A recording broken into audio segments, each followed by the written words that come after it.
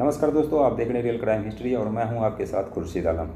दोस्तों, ये कहानी बिहार की है और ये बिहार की कहानी दरभंगा की है। दरभंगा में रहने वाला एक परिवार होता है, उसके अंदर एक बेटा होता है और एक पति और पत्नी होते हैं। बेटा करीब 18-20 साल का जब हो जाता है तो उसकी शादी की चिंता जो उसके घर वालों को सताने लगती है। तो उसके जो माँ बाप है वो लड़की देखते हैं, इधर उधर लड़की जब देखते हैं, ढूंढते हैं तो लड़की मिल भी जाती है। लड़की दिखने में काफ़ी खूबसूरत थी और जवान थी।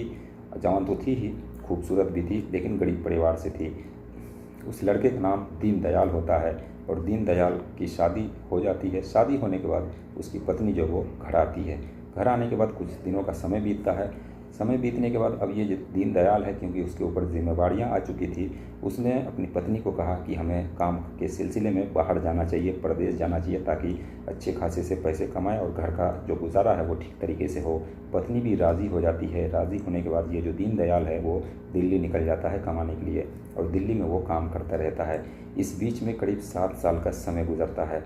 उस 7 साल के समय गुजरने के बाद भी ये जो उसकी पत्नी थी, सुनीता नाम था उसका, वो एक भी बच्चा को जन्म नहीं देती है, जिससे सुनीता भी जो परेशान रहा करती थी और दीनदयाल भी परेशान रहा करता था। वो बार बार घर आता और पत्नी के साथ रिलेशन बनाता, लेकिन फिर भी कोई बच्चा उसे नहीं हो रहा था। जिसके बाद सुनील जो है एक बार फिर से दिल्ली जा रहा था और दिल्ली जाते समय एक्सीडेंट में उसकी मौत हो जाती है। जिसके बाद ये जो पत्नी है उसके ऊपर गम का पहाड़ टूटता है और वो घर में जब वो लाश आती है देखकर खूब रोती है, लेकिन करे तो क्या करे, उसका अंतिम संस्कार कर दिया जाता है दीनदयाल का। जिसके बाद उसके जो माता पिता हैं वो बहू को कहते हैं कि अगर तुम जाना चाहो तो तुम जा सकती हो अपने मैके और दूसरी शादी कर सकती हो। लेकिन वो जो लड़की है सुनीता, वो समझ चुकी थी कि वो कभी भी बच्चे की माँ नहीं बन सकती है। जिस कारण सुनीता ने फैसला लिया कि हम इसी घर में रहेंगे और सास ससुर की सेवा करते रहेंगे, इस घर से कहीं भी नहीं जाएंगे। जिसके बाद उसके घर वाले भी जो है वो राज़ी हो जाते हैं और सुनीता उसी घर में रहने लगती है। करीब 1 साल का वक्त बीतता है और 1 साल के वक्त बीतने के दौरान एक लड़के से उस सुनीता को प्रेम हो जाता है। उस लड़के का नाम होता है मोहम्मद शहनवाज। शहनवाज जो है उसकी भाभी लगती, क्योंकि उसी के गांव के रहने वाला था वो। तो बार बार सुनीता को देखता और सुनीता से मजाक करता भाभी के नाते, और इसी दौरान होते होते सुनीता से प्रेम हो जाता है, ये पता ही नहीं चलता। अब सुनीता से जैसे ही प्रेम हुआ, क्योंकि लड़की हिंदू और लड़का मुसलमान होता है, इसलिए ये लोगों की नज़रों से बचकर ये लोगों को हर काम जो वो करना पड़ता था। इसलिए जब भी शाहनवाज को मौका मिलता वो सुनीता के घर आ जाता और उसके साथ रिलेशन बनाता। और जब भी सुनीता को मौका मिलता वो खेतों की तरफ जाती तो शाहनवाज को फ़ोन करके बुलाती और उसके साथ वो रिलेशन बनाया करती थी।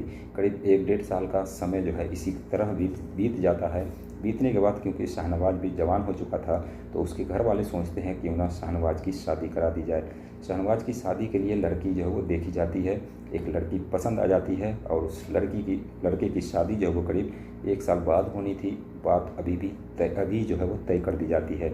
अब शाहनवाज के पास उस लड़की का भी नंबर आ जाता है जिससे उसकी शादी होने वाली थी।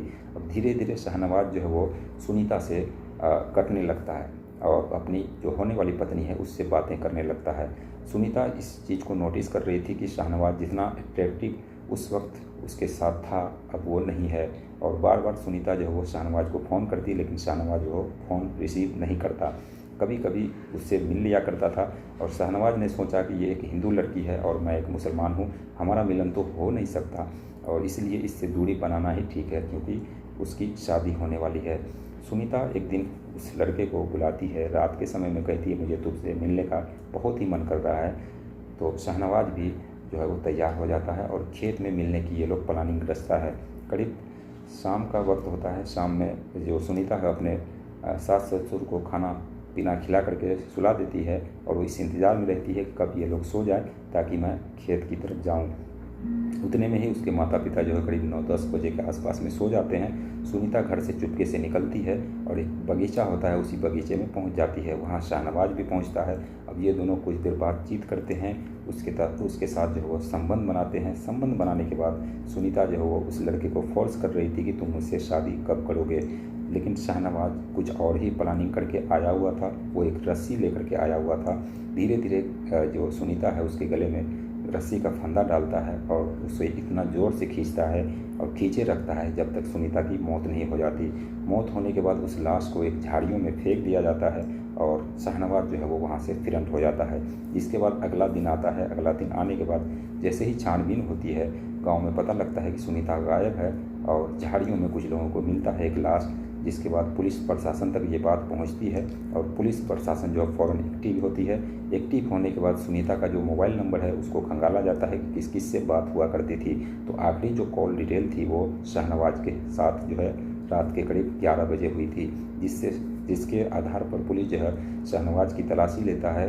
और शाहनवाज क्योंकि फिरंट था घर से, तो उसकी तलाशी लेता है। उसका मोबाइल लोकेशन जो है वो जो भी ट्रेस किया जाता है और शाहनवाज को गिरफ्तार किया जाता है। गिरफ्तार करने के बाद शाहनवाज जो है वो कड़ी पूछताछ के बाद शाहनवाज ये उगल देता है कि हाँ, ये कत्ल उसी ने किया है। जिसके बाद ये सारा राज सामने आता है और इस तरीके से इस घटना को अंजाम दिया जाता है। दोस्तों, ये घटना अगस्त 2024 की है, यानी कि हाल ही की ये घटना थी जो मैंने आप सभी को सुनाया कि कैसे एक प्रेम जाल में लोग फंस जाते हैं, लड़के लड़की फंस जाते हैं और जिसका अंजाम जो है वो काफ़ी बुरा होता है, काफ़ी ख़तरनाक होता है। तो आपने सुना कि किस तरीके से इस घटना को अंजाम दिया गया। दोस्तों, इस कहानी को सुनाने का मकसद किसी के भावनाओं को ठेस पहुंचाना नहीं, बल्कि आप सभी को जागरूक करना था कि प्यार मोहब्बत जो है वो देख कर करना चाहिए और अपने जिस पर यकीन हो उसी से करना चाहिए। मेरे ख्याल से तो ये करना ही नहीं चाहिए, गलत होता है। जब भी अगर 100 प्यार करने वाले हैं तो उसमें शायद ही एक कोई सक्सेसफुल हो, लेकिन सब जो है वो फेल हो जाता है और इसका अंजाम जो है वो काफ़ी बुरा होता है। तो दोस्तों, ये थी कहानी। बाकी इस कहानी को लेकर आपके मन में जो भी सवाल हैं कमेंट सेक्शन में ज़रूर बताइएगा।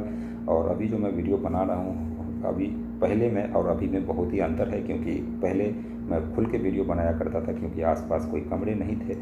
तो अभी थोड़ा सा आवाज़ जो है वो दब करके आ रही होगी और दबी आवाज़ में मैं वीडियो बना रहा हूँ, जिसका कारण है कि अगल बगल में रूम है और उन लोगों को डिस्टर्ब होगी, इसलिए मैं थोड़ी आवाज़ जो वो कम करके बना रहा हूँ। और अभी रात का भी समय है, तो इसलिए बड़ी मुश्किल से मौका निकाल करके वीडियो बनाता हूँ। तो आप सभी से रिक्वेस्ट है कि आप सभी दोस्त जो है वो चैनल को सब्सक्राइब करके हमें सपोर्ट करें, और सपोर्ट करेंगे तभी हमारा हौसला बढ़ेगा और लगातार कहानियाँ जो वो लेकर आता रहूँगा। तो दोस्तों, फिलहाल इस वीडियो में इतना ही। मिलते हैं नेक्स्ट वीडियो में नई कहानी के साथ। तब तक के लिए बाय बाय, टेक केयर।